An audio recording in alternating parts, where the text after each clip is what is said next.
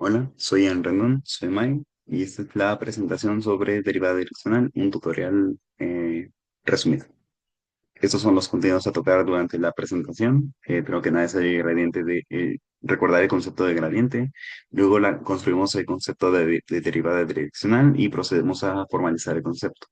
Y finalmente se presenta un ejemplo.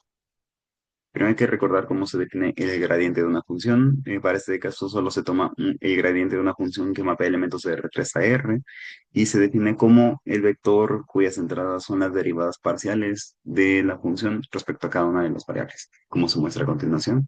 El gradiente de f es la derivada parcial de f con respecto a x, luego con respecto a y luego con respecto a z. También puede ser denotado con la letra griega nada. Y bueno, ahora sí. Vamos a construir el concepto de derivada direccional. Consideramos un espacio en R3 y una función que mapea elementos de R3 en R, con variable real, obviamente. Y bueno, sean X y B, dos vectores fijos. Y consideramos una dirección que mapea a un parámetro T en la función que en X más T. Y nota que tienes el punto fijo aquí y una dirección V.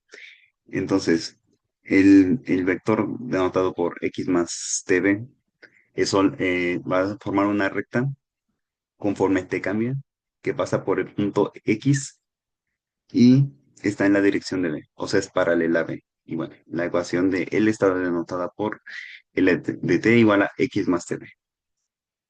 Ahora, en la ecuación que acabo de presentar está note que la razón de cambio está denotada por la derivada de la función con respecto a t.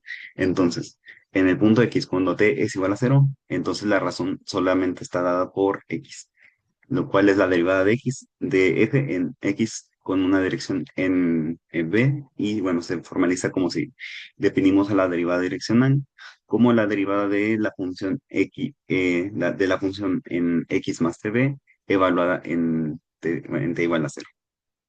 Bueno, esto sí es que la derivada existe. Bueno, esta es otra manera de plantear a la derivada direccional como un límite y como se veía en cálculo uno, pero recordando que x y b son elementos de R3. Y ahora vamos a definir a c de t como x más tb. Entonces, si f de x más tb es igual a f de c de t. Y considerando la regla de cadena, si derivas esta función, entonces te queda el operador del gradiente de la función evaluada en CDT por la derivada de CDT. Entonces, usted sabe que C en cero es igual a X por lo que acabamos de ver y que si derivamos esta forma X más CB con respecto a T y la evaluamos en cero, simplemente tenemos a B.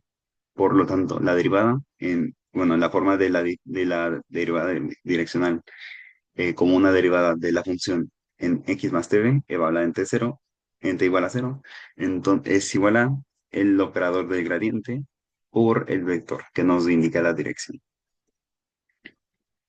Entonces, aquí formalizamos la idea, el teorema de la derivada direccional. Si f es una función que evalúa mapea elementos de R3 en R, y es diferenciable, entonces existen todas las derivadas direccionales. Y la derivada direccional en x con la dirección de un vector b está definida por, bueno, esta expresión de aquí, el gradiente por el vector v. Y bueno, esta es la forma más expandida, como una combinación de sumas y productos. Bueno, tal vez de tu clase notaste que usamos un vector unitario en lugar de un vector cualquiera para calcular la derivada direccional. Esto se debe a dos motivos principales. Bueno, si consideramos un parámetro a alfa como un número real positivo, entonces alfa por v es solo un vector que apunta en la misma dirección que v, pero solamente alarga o acorta al vector, dependiendo si alfa es mayor o menor que uno. Entonces, note esta expresión.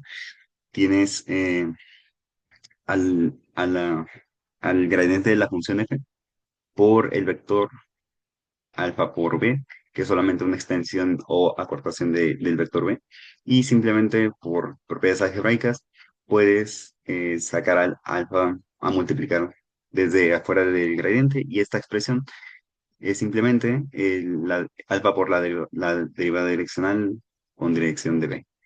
Entonces, La derivada direccional no solo depende de un punto X y la dirección de B, y para solucionar esto se elige a un vector B de longitud uno o un vector unitario. De esta manera, V determina la misma dirección determinada por alfa B para alfas mayores que Z. Y la derivada direccional está únicamente denotada por el gradiente de la función por el vector unitario. Y la segunda razón es que se puede interpretar a la derivada direccional como la tasa de cambio en f en la dirección de b.